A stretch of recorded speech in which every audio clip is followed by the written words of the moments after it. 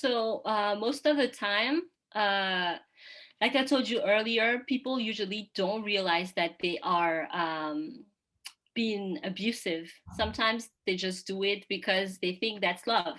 Like being jealous, being like overprotective is the form of love, but actually it's a form of control.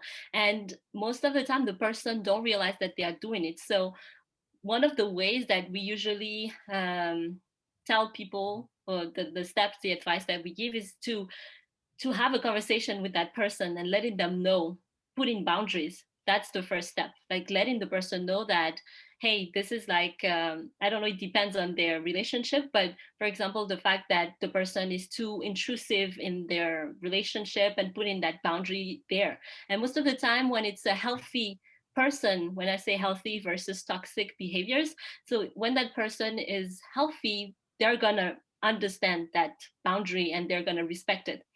But in other cases, the person don't understand and don't accept it, and they continue, they start pushing that boundary and continue being very abusive.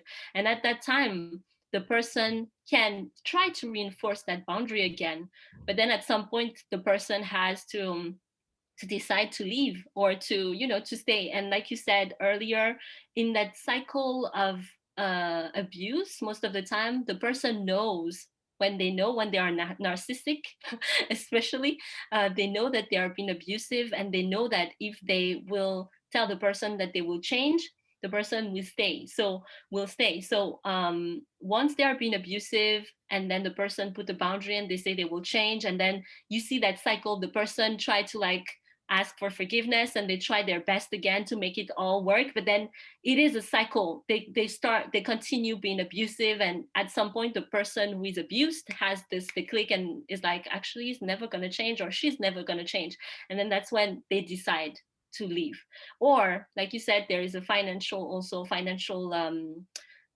abuse, where the person cannot leave the relationship because they are too financially dependent. So that's why they stay. They don't know where to go. That's where that the support system comes into play, because if the person leaves, the person don't want to leave because they don't know where to go. But if they do have that system that would understand what's happening, then they can leave and try to, build themselves again, which is another story, because they will go through healing. They will go through, all of the trauma that the person has gone through, and try to really build themselves. And it's hard and it's scary, and people don't want to do that most of the time. That's why they stay in that relationship.